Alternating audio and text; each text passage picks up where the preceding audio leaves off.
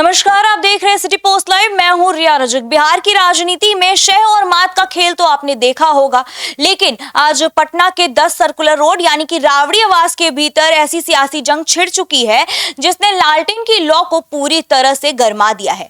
मामला विधान परिषद की एक खाली सीट का है। चुनावी बिगुल तो फूंक चुका है, नामांकन की आखिरी तारीख नजदीक आ रही है, लेकिन राष्ट्रीय जनता दल के भीतर एक सीट, 2 उम्मीदवारों के बीच सस्पेंस थ्रिलर फिल्म जैसे सस्पेंस बना हुआ है। लेकिन ट्विस्ट जानते हैं क्या है? तो इस ट्विस्ट की पोल खोलने के लिए हमारी सहयोगी मुस्कान मौजूद है। मुस्कान, राबड़ी देवी आखिर क्यों अड़ी हुई है सुनील कुमार सिंह के नाम पर? क्या ये सिर्फ वफादारी है या फिर पारिवारिक राज? देखिए, ये राजनीति का सबसे मजेदार मोड़ है और सुनील कुमार सिंह को सिर्फ एक पूर्व विधान पार्षद के रूप में देखना भूल होगा। आपको बता दें, वो लालू राबड़ी परिवार के सबसे संकटमोचक इंसाइडर माने जाते हैं। जब भी लालू परिवार पे सीबीआई ईडी का शिकंजा कसा है, कोई घरेलू संकट आया है, सुनील सिंह ढाल बनकर खड़े रहे हैं। इसके अलावा आपको बता दें, वो बिस्कोमान के जरिए बिहार के सहकारिता नेटवर्क और ग्रामीण अर्थव्यवस्था पे मजबूत पकड़ रखते थे, जो पार्टी के लिए एक बड़ा कहीं ना कहीं वित्तीय और संगठित सहारा है। राबड़ी देवी का मानना है, जो व्यक्ति बुरे दौर में साई की तरह परिवार के साथ खड़ा रहा, उसे चुनावी चौसर पे पीछे नहीं ढकेला जा सकता है। उनके लिए ये राजनीतिक वफादारी का कर्ज चुकाने का मामला है। सुनील सिंह के समर्थकों का मनोबल बढ़ गया है, क्योंकि उनको पता है कि इस बात से ऊंचा है कि राबड़ी देवी के आशीर्वाद को लालू यादव शायद ही कभी टालते हैं। क्या तेजस्वी यादव क्यों खेल रहे हैं शिवचंद्र राम पर दाव? क्या समीकरण से आगे निकलना एक मजबूरी बन चुकी है उनके लिए? देखिए, तेजस्वी यादव अब 1990 के दशक वाली राजनीति थोड़े कर रहे हैं, अब 2026 और उसके आगे की देख रहे हैं। तेजस्वी भली भांति जानते हैं कि सिर्फ मुस्लिम यादव समीकरण के भरोसे बिहार की सत्ता का ताज नहीं जीता जा सकता है। इसी वजह से उन्होंने पार्टी को A to Z मतलब सभी वर्ग की पार्टी के रूप में रीब्रांड किया है। शिवचंद्र राम राजद के एक बेहद वरिष्ठ बेदाग छवि वाले दलित नेता हैं। वे पूर्व मंत्री भी रह चुके हैं। तेजस्वी का मानना है, इस वक्त एक बड़े दलित चेहरे को विधान परिषद भेजना और पूरे बिहार के दलित वोट बैंक को एक मजबूत संदेश देगा कि राजद सिर्फ यादवों की पार्टी नहीं है, बल्कि कह ले कि हर समाज को कहीं ना कहीं बराबरी से देखती है। तेजस्वी के लिए ये कोई व्यक्तिगत जिद नहीं, बल्कि आगामी विधानसभा चुनाव को ध्यान में रखकर बुना गया एक सोचा समझा रणनीतिक सोशल इंजीनियरिंग का हिस्सा है। जी मुस्कान, लालू प्रसाद यादव के लिए ये फैसला क्यों बन गया अग्नि परीक्षा? और एक तरफ पत्नी और एक तरफ बेटे।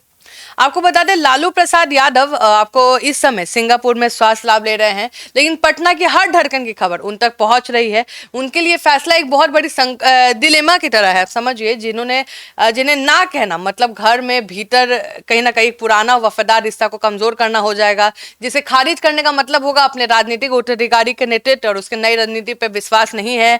देखिए, अमूमन लालू यादव ऐसे मौके पर बीच का रास्ता निकालने के लिए जाने जाते हैं, लेकिन चूंकि सिर्फ सीट एक है, इसलिए वो किसी थर्ड पार्टी या सरप्राइज कैंडिडेट का नाम भी उछाल सकते हैं, ताकि ना घर की शांति भंग हो, ना ही बेटे की राजनीतिक विजन कमजोर पड़े। और अगर इन दोनों में से ही किसी एक को चुनना पड़े, तो लालू यादव का इतिहास गवाह है कि सामाजिक समीकरण को कहीं ना कहीं ऊपर रखते हैं, लेकिन वफादारी को भी कभी खाली हाथ तो नहीं छोड़ते हैं।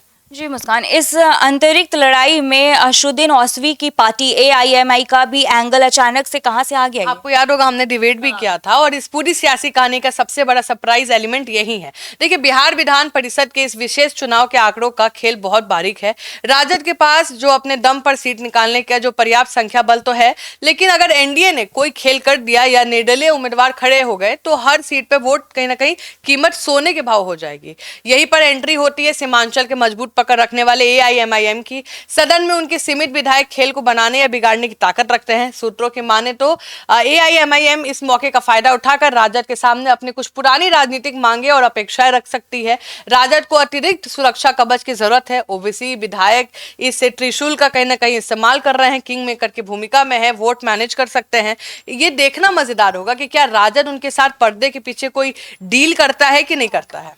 यदि लालू प्रसाद यादव ने कोई तीसरा रास्ता निकाला, तो वो सरप्राइज चेहरा कौन हो सकता है? देखिए, राजनीतिक गलियारों में इस बात की भी कहीं ना कहीं सुगबुगाहट तेज है कि अगर सुनील कुमार सिंह और शिवचंद्र राम के नाम पर घर और पार्टी के बीच सहमति नहीं बनी, तो लालू प्रसाद यादव अपनी पुरानी शैली में एक बिल्कुल नया नाम लेकर सबको चौंका सकते हैं।